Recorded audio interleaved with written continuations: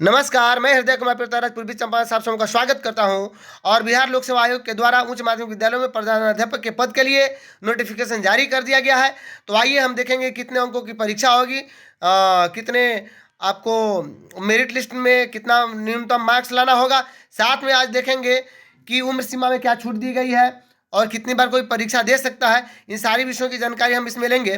तो चलिए आप देखते हैं कि 6,61 पदों के लिए ये भर्ती निकाला गया है बिहार लोक सेवा आयोग के द्वारा।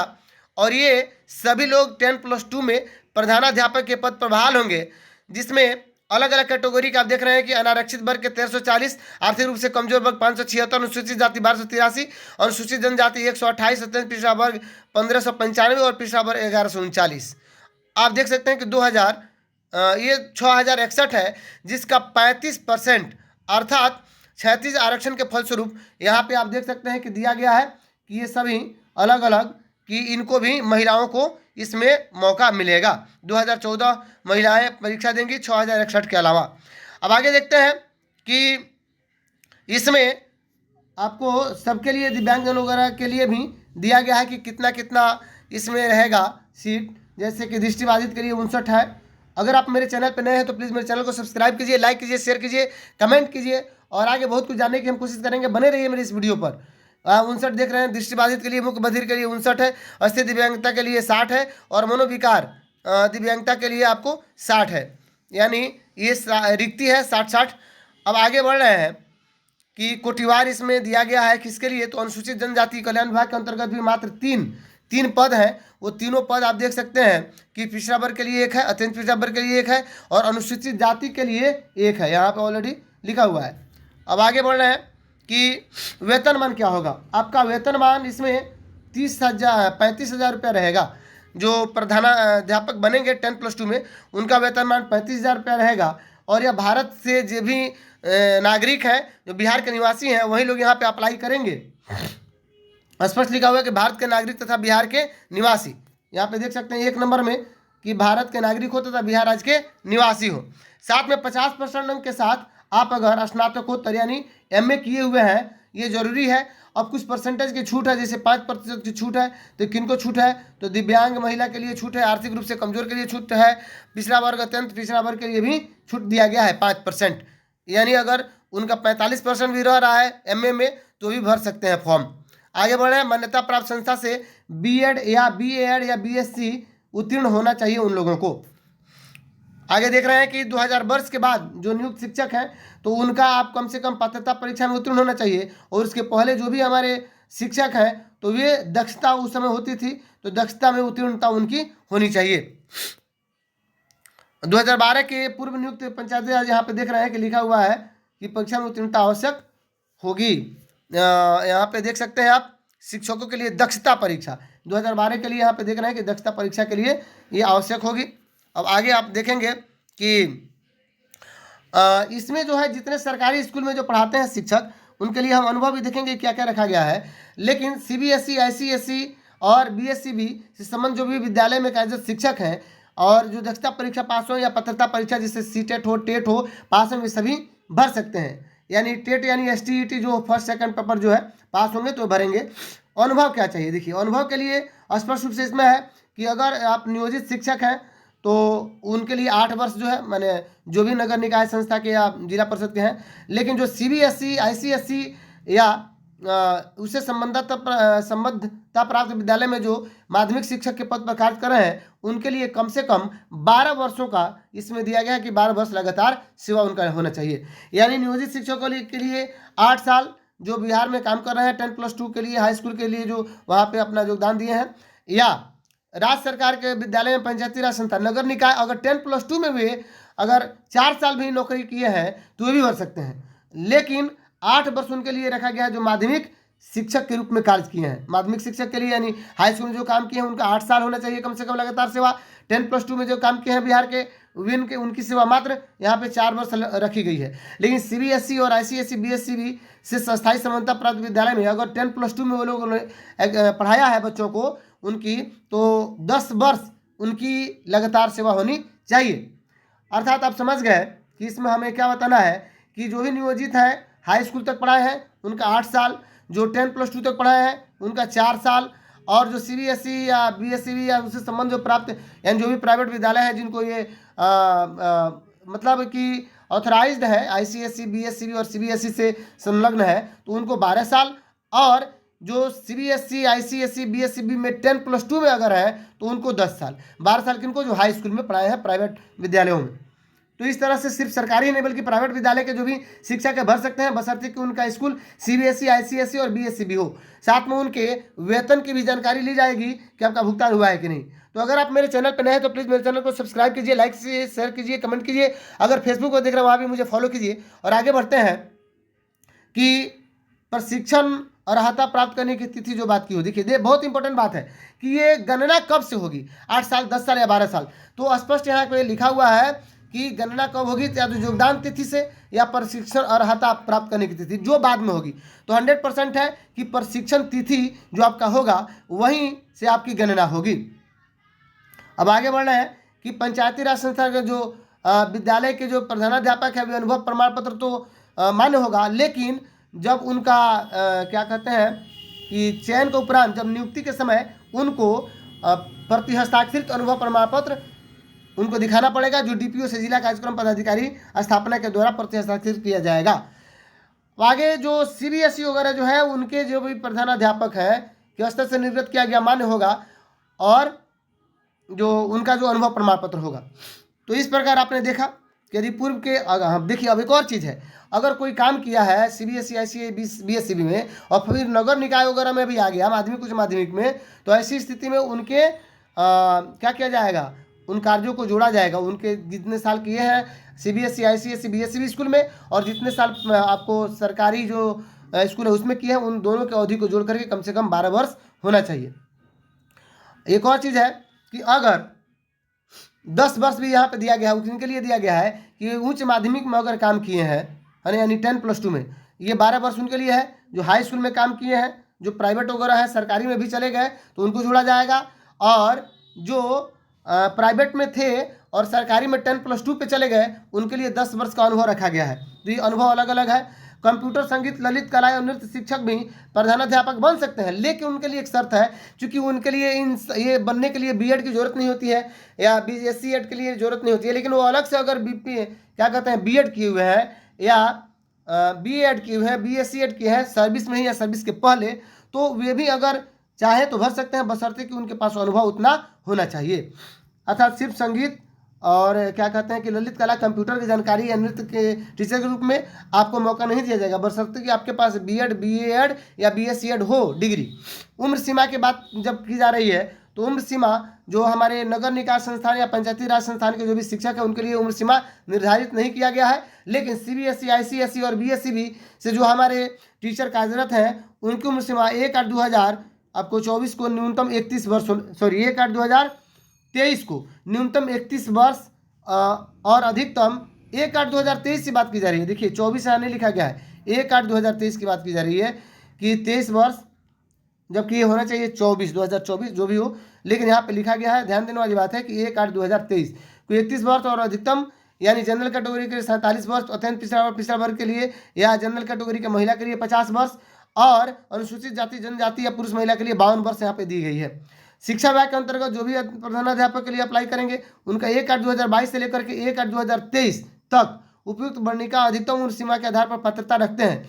तो अगर ये कल्याण विभाग के लिए कह रहा है कि 1/8/2022 से 1/8/2023 तक अगर पात्रता रखते हैं तो 24 में भी उनको मौका दिया जाएगा, क्योंकि 23 तक अगर मानिए किसी का 50 वर्ष हो गया और 24 में उनका हो जा रहा है 51 वर्ष, तो उनको भी मौका मिलेगा। इसलिए इसमें दिया गया है 1/8/2023 तक आपको गणना होगी, लेकिन 1/8/2023 तक अगर आपकी गणना की जाएगी। 24 में तो अगर पार कर जाते हैं तो अभी आप परीक्षा देंगे, यानी अगर 50 साल 51 साल हो जा रहा है 24 में तब भी। अब आगे बढ़ते हैं हम कि ये अधिकतम जो गणना है 1/8/2023 तक ही की गई है। बहुत बढ़िया बात की गई है कि अगर चूंकि उस समय परीक्षा होना था, नहीं हुआ। अब आगे उम्र सीमा में छूट अनुसूचित जाति अनुसूचित जनजाति कल्याण विभाग के अंतर्गत कैसे मिलेगा, यही बात लिखा गया कि 16/7/2007 एवं समान प्रशासन विभाग के इतना के द्वारा निरंतर सेवा जो पूर्ण कर चुके हैं जो 3 वर्षों की, तो उनको अधिक से अधिक यहाँ पे देखिए 5 वर्ष आयु में छूट मिलेगी, है ना। ठीक इसी प्रकार सामान्य प्रशासन विभाग में भी यहाँ लिखा हुआ है कि जो हमारे दिव्यांग हैं उनको 10 वर्ष की छूट मिलेगी। दिव्यांगों के लिए कितनी 10 वर्षों की उम्र सीमा में छूट है। सैनिकों के लिए भी उम्र सीमा में छूट है, यानी 3 वर्ष यानी 53 होना चाहिए मैक्सिमम। अब आगे बढ़े, चयन की प्रक्रिया क्या है। चयन की प्रक्रिया में अब 10+2 में आप देख सकते हैं कि 150 अंकों की परीक्षा होगी, 2.5 घंटे की परीक्षा होगी और उसमें भी फर्स्ट सेकंड पेपर होगा। तो आप फर्स्ट पेपर जो होगा वह 100 मार्क्स का होगा और जो सेकंड पेपर होगा वो 50 मार्क्स का होगा। 100 मार्क्स के पेपर में आपको देख सकते हैं कि प्राथमिक गणित से, मानसिक योग्यता से, राष्ट्रीय एवं अंतर्राष्ट्रीय घटनाचक्र से, सामान्य विज्ञान से, भारतीय राष्ट्रीय आंदोलन से, भूगोल से और भारतीय राजनीति से प्रश्न रहेंगे जो 100 नंबर का होगा। और 50 नंबर जो है B.Ed से क्वेश्चन रहेंगे, या जो भी ट्रेनिंग वो किए हुए हैं तो उससे वो क्वेश्चन इसमें रहेगा। आगे बढ़ रहे हैं कि देखिए मल्टीपल चॉइस क्वेश्चन यानी बहुविकल्पीय प्रश्न रहेंगे, निगेटिव मार्किंग नहीं रहेगा और बाद में पुनः मूल्यांकन की व्यवस्था का प्रावधान नहीं है। चलिए अच्छी बात है। अब मिनिमम कितना आपका कट ऑफ लाना चाहिए तो ये अलग अलग लिखा गया है। जैसे कि आपको मैं बता दूं कि जनरल कैटेगरी के लिए 40, पिछड़ा के लिए 36.5, अंतत पिछड़ा के लिए 34 और अनुसूचित जाति जनजाति या कोई भी महिला हो, निःशक्त तो दिव्यांग हो, उसके लिए 32% रखा गया है। इंटरव्यू नहीं होगा, साक्षात्कार के लिए यहाँ पे नहीं है। मेधा सूची जो होगा आपका फर्स्ट और सेकंड पेपर में कोई मिलाकर के मेधा सूची होगा। अगर कोई व्यक्ति फर्स्ट पेपर में अगर समान हो गया 2, 4, 5 व्यक्ति तो सेकंड पेपर के अंकों को देखा जाएगा। सेकंड पेपर में अगर अधिक है तो अगर ये दोनों फर्स्ट और सेकंड मिलकर के भी समान हो गए उस परिस्थिति में हम क्या करेंगे कि समान होने की स्थिति में तो उनके लेटर से उनकी जो नाम है, नाम का जो लेटर है उसके हिसाब से उनको पहले birthday date of birth DOB देखा जाएगा, DOB। आप बाद में अगर DOB सेम हो गया उस परिस्थिति में हम तब देखेंगे कि उनका नाम का जो लेटर है। आगे बढ़ रहे हैं कि आयोग द्वारा की गई अनुशंसा नियुक्ति का अधिकार तब तक नहीं समझा जाएगा जबकि पूर्णतः ये काम, मतलब ये अभ्यर्थी प्रधानाध्यापक पद के लिए नियुक्ति के लिए सभी दृष्टियों से उपयुक्त हो, है ना। मतलब कि सिर्फ एडमिट कार्ड या नियुक्ति का अधिकार तब तक नहीं प्रदान करेगी जब तक यथा आवश्यक प्रमाण पत्रों की जांच के उपरांत, यानी प्रमाण पत्र जांच के उपरांत ये आपको नियुक्त किया जाएगा। अब एक चीज और है कि शैक्षणिक योग्यता, अनुभव, अन्य योग्यता संबंधित दावे को सत्य मानते हुए परीक्षा आयोजित करने की कार्रवाई की जाएगी और इसको उन्हें बाद में इन सारी कागजातों को सत्यापन के समय देना भी होगा। प्रमाण पत्रों की जांच होगी जिसमें कि पात्रता, दक्षता, उत्तीर्णता की जांच होगी, शैक्षणिक प्रशैक्षणिक की जांच होगी और ये जांच कराया जाएगा। और CBSE, BSCB या ICSE से जो शिक्षक होंगे उनका अनुभव प्रमाण पत्र की जांच भी की जाएगी और उनके अकाउंट से की जाएगी कि हाँ वास्तव में उनके खाते में पैसा मिला है कि नहीं, वो काम करते हैं कि नहीं, क्योंकि ये प्राइवेट वाली बात होगी। अब आरक्षण देखिए, आरक्षण की जो बात है कि ऑनलाइन आवेदन में अगर आरक्षण का अगर चुनाव नहीं करते हैं तो फिर आपको जिस कैटेगरी साथ है उसका लाभ आपको नहीं दिया जाएगा। अनुसूचित जाति एवं अनुसूचित जनजाति के उम्मीदवारों के लिए प्रमाण पत्र जमा करना अनिवार्य होगा। जैसे क्या क्या, तो जाति प्रमाण पत्र यहाँ पे, अस्थायी प्रमाण पत्र। लेकिन आपको मैं बता दूं कि जनरल कैटेगरी में अगर जो EWS से आते हैं उनको EWS अप्लाई करना होगा और पिछड़ा अति पिछड़ा के लिए क्रीमी लेयर रहित जो है उनको जमा करना होगा। एक और चीज़ है, आरक्षण दावा करने वाली विहित महिलाओं के लिए जातीय अस्थायी निवास क्रीमी लेयर रहित प्रमाण पत्र उनके पिता के नाम एवं पता के से निर्गत होना चाहिए। यानी इंपॉर्टेंट बात यह है कि महिलाओं के लिए उनके पिता और पिता के नाम एवं पता से निर्गत होना चाहिए, न कि उनके पति के नाम से। पति के नाम से अगर निर्गत होगा क्रीमी लेयर या जाति प्रमाण पत्र, आवासीय प्रमाण पत्र, तो वो मान्य नहीं है। आगे आप देख सकते हैं कि अलग अलग कोडिंग दिया गया है और बहुदिव्यांगता या जिनके लिए अलग आरक्षण दिया गया है कि कैसे कैसे वे अपना करेंगे। जो भी आरक्षण में आते हैं वे अपना पूर्णतः या EWS वाले हैं तो विहित प्रपत्र में वे अपना सर्टिफिकेट बनाएंगे। और मैं बता दूं कि ऑनलाइन आवेदन के कतिपय सूचना सिर्फ डाटा विश्लेषण करने के लिए, छोड़िए इस बात को, क्या क्या आयोग के द्वारा जब मांगेगा तो ये सब जमा करना होगा। मैट्रिक का प्रमाण पत्र, अंक पत्र, जन्म तिथि जिसमें हो, विज्ञापन का अनुरूप जो शैक्षणिक प्रशैक्षणिक योग्यता हो, दक्षता पात्रता परीक्षा हो, ये भी उनको जमा करना होगा। अनुभव प्रमाण पत्र जो सक्षम पदाधिकारी हैं उनके द्वारा निर्गत जो किया गया है ये जमा करना होगा। पिछड़ा वर्ग, तंत्र पिछड़ा वर्ग के लिए NCL जमा करना होगा, है ना। और SC ST वगैरह के लिए उनका जाति प्रमाण पत्र जमा करना होगा। तो इस प्रकार से आप देख सकते हैं। अगर कोई क्या कहते हैं कि दिव्यांग है तो सीएमओ के द्वारा निर्गत जो दिव्यांगता प्रमाण पत्र है वो जमा करना होगा उनको। भूतपूर्व सैनिकों की उम्र सीमा में छूट है, सरकारी सेवकों की उम्र सीमा में छूट है, स्वतंत्र सेनानी के लिए उम्र सीमा में छूट है। और ये कह रहा है कि फोटो युक्त पहचान पत्र, आधार कार्ड ये देना होगा। ध्यान रहे कि अगर आप परीक्षा देने जा रहे हैं तो आधार कार्ड ही अप्लाई के मतलब फॉर्म भरने जा रहे हैं हेडमास्टर का, तो आधार कार्ड जरूर दीजिएगा। नहीं देने पर 200 रुपये आपका एक्स्ट्रा बायोमेट्रिक का पैसा कट जाएगा, लिया जाएगा। जो भी इसमें कहा गया कि 200 रुपये लिया जाएगा, है ना। अब एक और चीज़ बता दूं कि सामान्य अभ्यर्थियों के लिए 750 रुपया है, जबकि आपको बीसी ईबीसी सॉरी जितने हैं सभी के लिए 750 रुपया है। बीसी हो ईबीसी हो समान हो, सभी के लिए 750 रुपया है। लेकिन जो महिलाएं SC ST हैं या जो भी महिला है जो जनरल कैटेगरी के हैं या दिव्यांग जो भी हैं उनका 200 रुपया रखा गया है, परीक्षा ये शुल्क है। अब आगे देख लीजिए इसमें कि विशेष बायोमेट्रिक के लिए 200 रुपया बैंक से चार्ज लिया जाएगा, यहीं पे था देखिए। अब देख लीजिए 200 रुपया आपको देना होगा बायोमेट्रिक के लिए, तो इसलिए आधार कार्ड जरूर दें।